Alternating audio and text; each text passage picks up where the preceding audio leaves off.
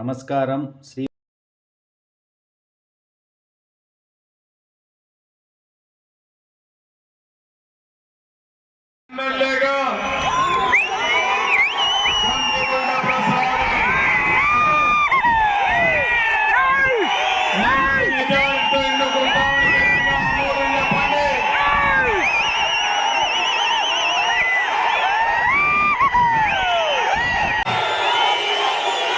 ప్రజాగళం నేను కదిరికొస్తే కదిరి మొత్తం కదిలి వచ్చింది ఇక్కడికి. ప్రజాగళం అని నిన్ననే నేను ఎన్నికల ప్రచారం మొదలుపెట్టాను. రెండో రోజు ఈరోజు రాష్ట్రం మొత్తం హోరెత్తిస్తా ఉంది. ఈ రోజు కదిరి చూసిన తర్వాత నాకు అనిపిస్తా ఉంది ఎన్డీఏ గెలుపు, కందికుంట ప్రసాద్ గెలుపు ఎవ్వరూ ఆపలేరు.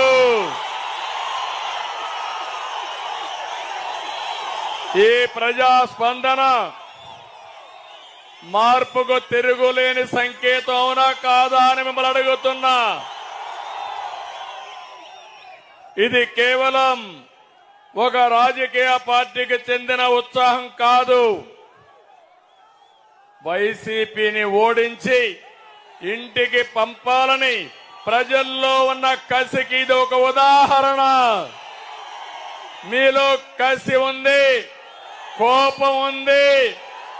వైఎస్ఆర్ కాంగ్రెస్ పార్టీ వల్ల మీ జీవితాలు నాశనం అయిపోయినాయి. తిరిగి చిత్తుగా ఏదో ఫ్యాన్ ఉందో ముక్కలు చేసి వేస్ట్ బాక్స్ లో పరేయాలి.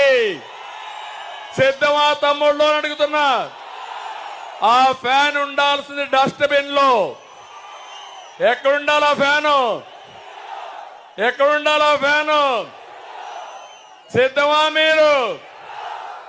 మన జీవితాలతో ఆడుకున్న ఫ్యాన్ ని ఏం చేద్దాం?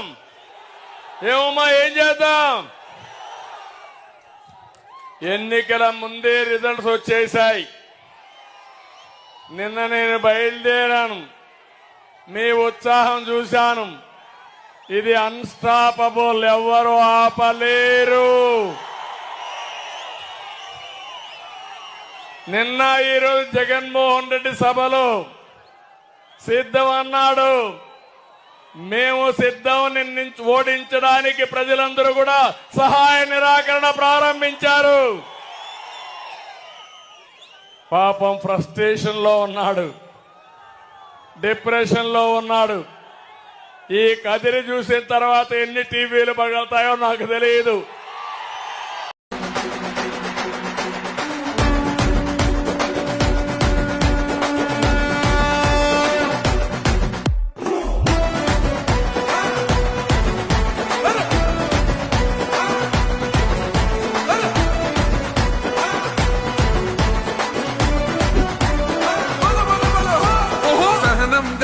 చంద్రుడు శంఖం పూరించనే రాముని తీరు, శ్రీరాముని తీరు, అచల్ సమరం చేద్దామంటూ ఉర్దూ యూనివర్సిటీ హైదరాబాద్ తీసుకొచ్చాం ఎన్డీఏ ప్రభుత్వంలో, వాజ్పేయి గారి గవర్నమెంట్ లో.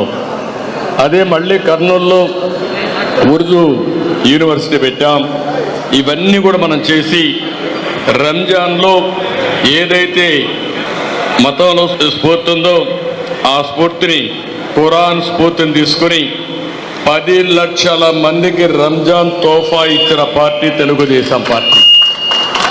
అంతేకాకుండా ముస్లింల కోసం దుకాన్ మఖాన్ కానీ, దుల్హాన్ కానీ ఇలాంటి పథకాలు తీసుకొచ్చి ఆడపిల్లల పెళ్లిళ్ల కోసం దగ్గర 33,000 మందికి ఆర్థిక సహాయం చేశాం. 165 కోట్ల రూపాయలు పెళ్లిళ్ల కోసం ఖర్చు పెట్టిన ఏకైక పార్టీ తెలుగుదేశం పార్టీ.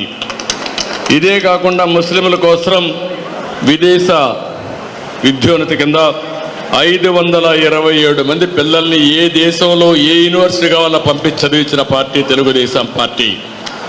ఈరోజు ఈ పార్టీ చూస్తా ఉంటే ఎవరిని చదివించే పరిస్థితి లేదు, ఎవరికి డబ్బులు ఇచ్చే పరిస్థితి లేదు. 5 ఏళ్ళు అయింది. నేను అడుగుతున్నా, ఇక్కడుండే మైనారిటీకి ఒక్కరికి ₹1 ఆర్థిక సహాయం వచ్చిందా మీరే ఆలోచించాల్సిన అవసరం ఉంది. రెండో విషయం మీరు చెప్పండి, ఎక్కడైనా ఒక్క దగ్గర ఒక మసీదు కట్టారా? ఏది కట్టిన సందర్భాలు కూడా లేవు. రిపేర్లు కూడా డబ్బులు ఇచ్చిన సందర్భం లేదు.